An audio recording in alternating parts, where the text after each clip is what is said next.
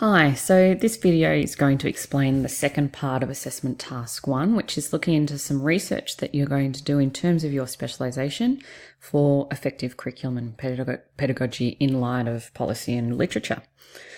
Your lines of inquiry are going to be focused on student engagement, differentiation and inclusion within the context of your specialisation and the 7 to 10 classroom.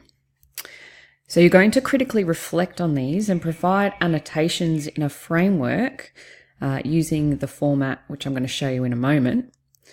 But in terms of each of the differentiation, inclusion and engagement, you need to focus on one main area for each.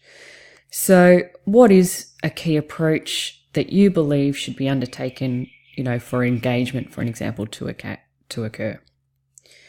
So within this framework, you're going to demonstrate your knowledge of the documents covered in class, including policy and readings or pre-readings, and you're going to unpack these in the framework as well as within your appendices. So let's have a look at the framework.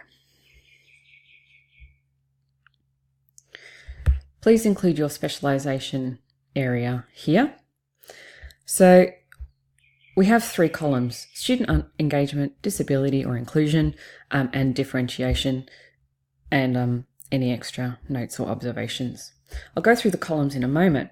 Let's look at the rows. We've got a curriculum overview.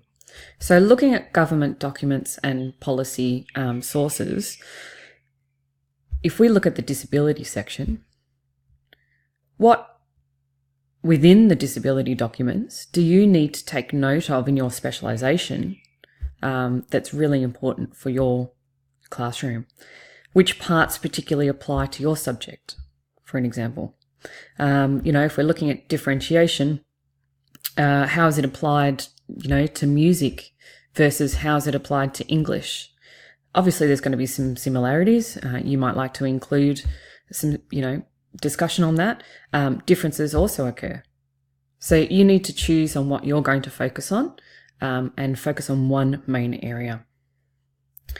Looking at the mentor row, how does your teacher mentor or the specialisation workshop teacher, how do they cater for each, or what is the focus for them?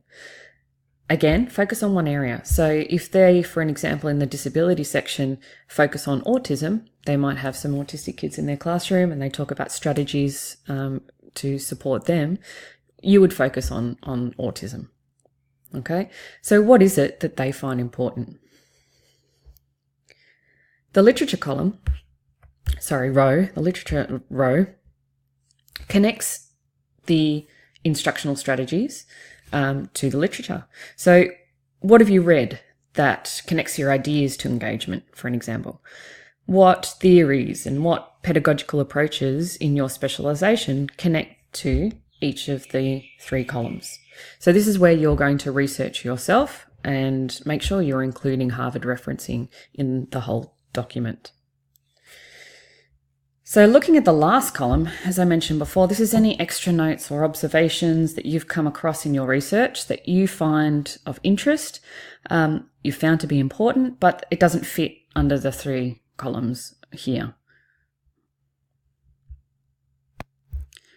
So this blue writing here, we've provided you with an example. Obviously, it's just a guide. You can write in any way that you wish. But the key points to note here are the use of dot points. Because you've got a small word count, you need to think of ways to write concisely and clearly. But that's where the appendices come in. So you will write your summary in the framework here, and anything you need to elaborate on and discuss further, that's where you would use your appendices. So for an example, the government policy here we've summarised. I would have a copy of the policy or the relevant section. I'd have highlighted, what's important, and I would have annotations on the appendix discussing my thoughts in terms of connecting the policy to my specialisation.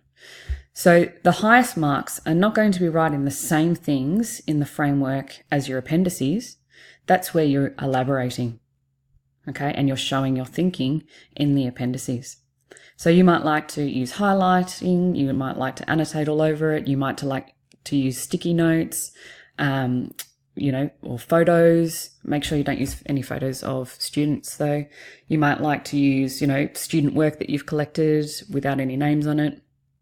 And written all over it, outlining how it connects to student engagement, disability, or differentiation. So let's have a look at how you will be assessed. Further up, we've got what you need to do in order to achieve a high distinction. So have a read through that. It's quite detailed and quite straightforward.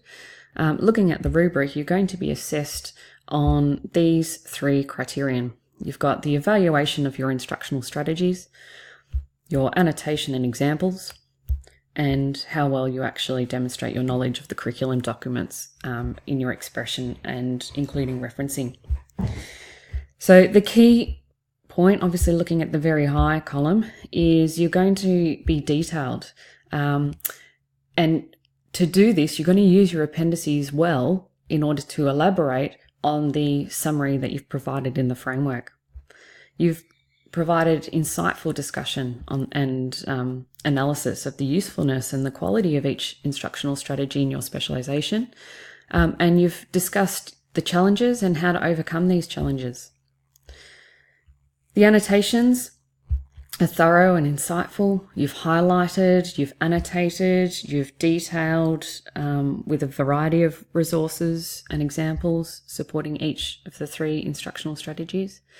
And the last one is you're demonstrating an excellent understanding of the relevant BCAA, DEEP, AITSL, whatever you've chosen in your curriculum documents.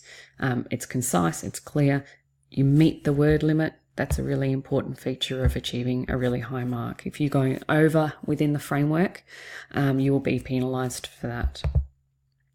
So again, just to recap, use your framework to summarise in dot points, include Harvard referencing, include your appendices referenced within this document, and then within the appendices you need to use these to elaborate and explain your thinking, not writing the same things that you've got in the framework.